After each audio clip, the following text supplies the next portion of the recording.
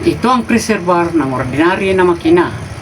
Ito ang kanyang pressure pot at ito ang hand screw na siyang nakakapit ng pressure pot.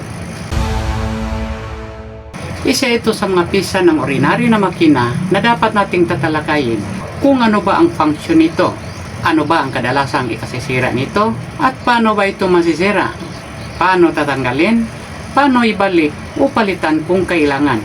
Alam nyo, ang lahat ng pisa ng ordinary na makina ay bala kong ituro sa inyo kung paano tanggalin, paano ibalik, paano ayusin kung masisira.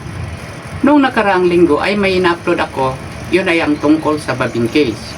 At sa ngayon ay ang tungkol na naman sa pressure bar dahil may nag-comment sa akin.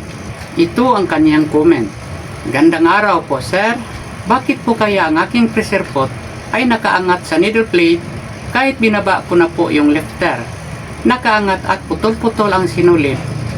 Ano po kaya ang diferensya sa aking makina? Bago ko sasagutin, ako po pala ang inyong Tutor Al from Mandaue City, Cebu. Nagtuturo ako about basic sewing, yung pananahing pagbahay, pwede rin panghanap buhay. Kung gusto niyo matuto, i-subscribe niyo ang aking channel, hit the notification bell para updated ka sa susunod ko pang mga video. Don't forget to like, share, and comment. Basin doon ay nakatanaw sa akong video nga mga Bisaya. Sultihi ko kunasa mo, ug kumusta mo, labi na gyud sa taga Cebu, ug pinakalabi pa gyud sa mga silingan ako diri sa Mandaue City. Padayon ta, sasagutin ko ng tanong ni Ma'am Rosita. Ma'am Rosita, panoorin mo ito.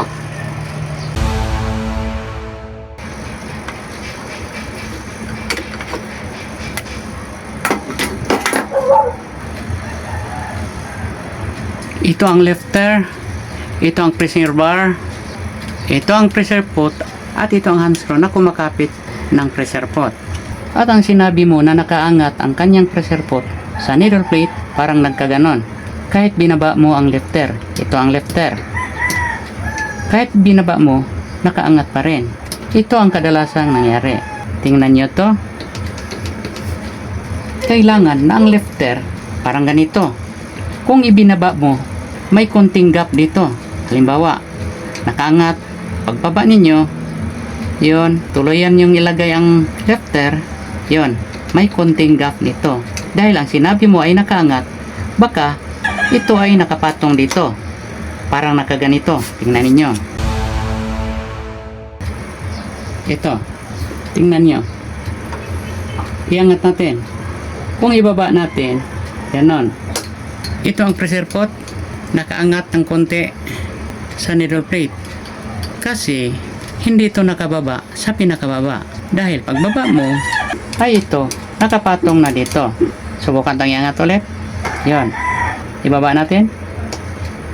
Pagbaba ninyo, hindi ito nakababa ng tuluyan dahil ito ay nakapatong dito. Ang ating gawin ay ito, luwagan natin ito dito. Yan. Iangat natin muna ang needle bar. Tingnan natin muna ang ngipin. Ito, tingnan nyo. Nakaangat siya. Ang ating gawin ay ikutin natin sa kamay hanggang siya ay lumulubog. Yun. Habang nakalubog siya, doon natin ipababa ang pressure pot. Kasi kung ibababa natin habang nakaangat siya, hanggang dito lang siya. Kaya pag alis ng ngipin, ay nakaangat ang pressure pot. Ikutin sa kamay ang balance well. Yun, paglubog niya, tingnan nyo ulit, nakalubog ang ngipin at ito ay nakaangat. Ngayon ibababa natin ito, nakaluwag na ito, pwede na itong magalaw-galaw. Yun, hindi natin pababa. Yun, nakababa siya habang nakaangat ang lifter. At ito, tingnan nyo ang kanyang pressure pot, siguraduhin nyo nakatuwid siya dito. Ang kanyang karayom ay mapapagitna sa kanyang pressure pot. Yun. Ayun, ibaba natin. Ayusin natin ang pressure pot. Kung tuwid ba siya. Ang karayom, tingnan nyo na nakasentro. Ngayon, habang nakadiin siya dito sa needle plate, itong lifter ay hindi natin ibababa ng tuluyan para may gap siya dito pagbaba natin. Ito, subukan natin. Ipitan natin. Yan. Ayun, bitawan natin. Yun. May konting gap dito habang nakadiin na to siya sa needle plate. Ngayon, hindi na ito nakaangat dahil itutulak ito ng spring pababa. At hindi na ito naharangan ng lifter dahil may gap siya dito. Yun, tingnan niyo.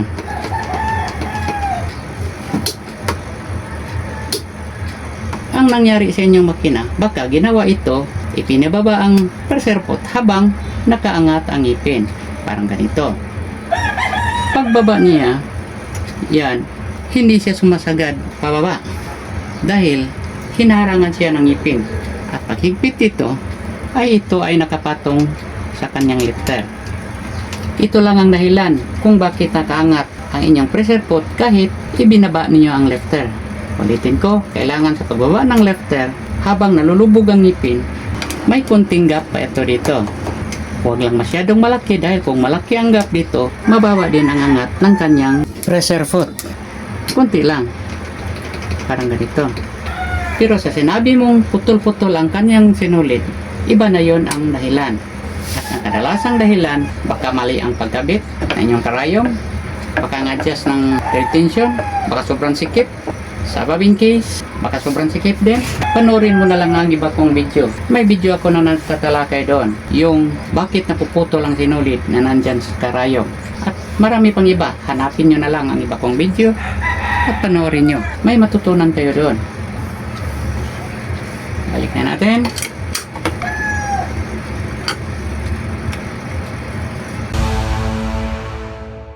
Tapos na natin na ibalik.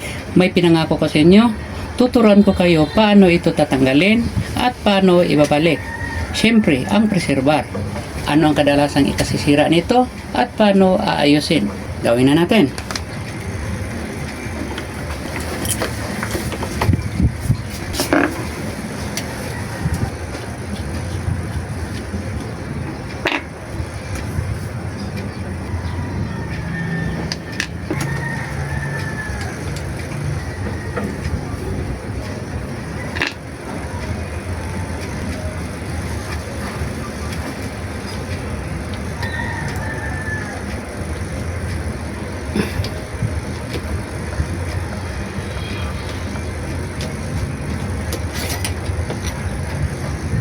Ito, natanggal na natin lahat. Ito ang pressure bar. Ito ang pressure foot. Ito ang hand screw na siyang kumakapit ng pressure foot. Ang pressure bar ay hindi ito basta-basta masisira. Pero ito kanyang pressure foot, posible sa katagalan ay masisira ito. Dito, sa katagalan ay matatablan ito ng ngipin. Lalo na kung papaikutin nyo na walang tinatahi.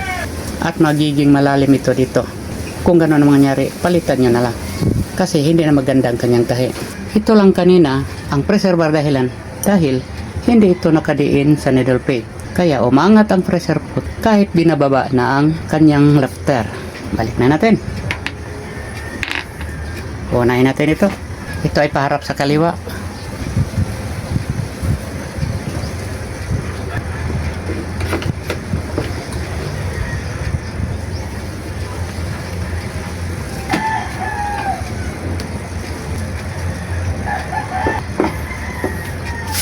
Ito tandaan nyo, kailangan ang ngipin ay nakalubog sa ilalim. Palulubugon natin ang ngipin, yon, para hindi humarang sa pressure pot. At tingnan nyo ng mabuti, kailangan ang kanyang karayom ay nakapagitna sa pressure pot. Ito ang spring.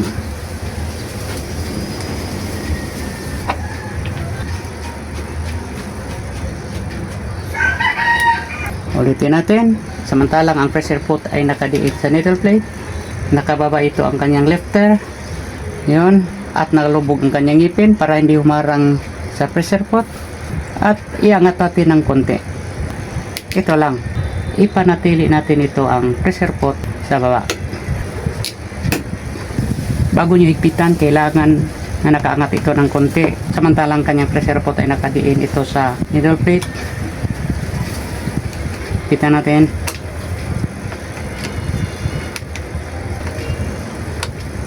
Yun,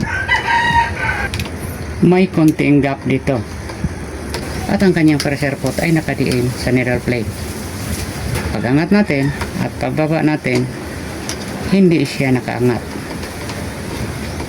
Balik na naman.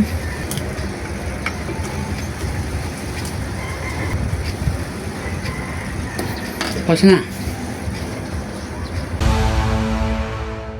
Kung napanood mo lang ang aking ibang video, kahit hindi pa kayo nagtanong sa akin, matutunan mo yan.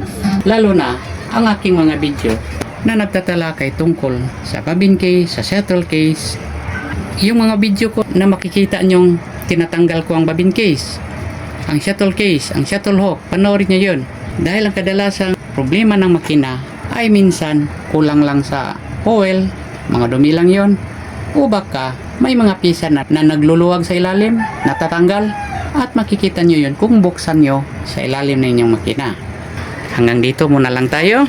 Sana'y may natutunan kayo at sana'y malutas yung problema ng inyong makina at sana'y panoorin nyo pang aking mga video para may matutunan pa kayo. Ako po ang inyong Tutor Al, para sa basic sewing tutorial. Good luck, good health, God bless.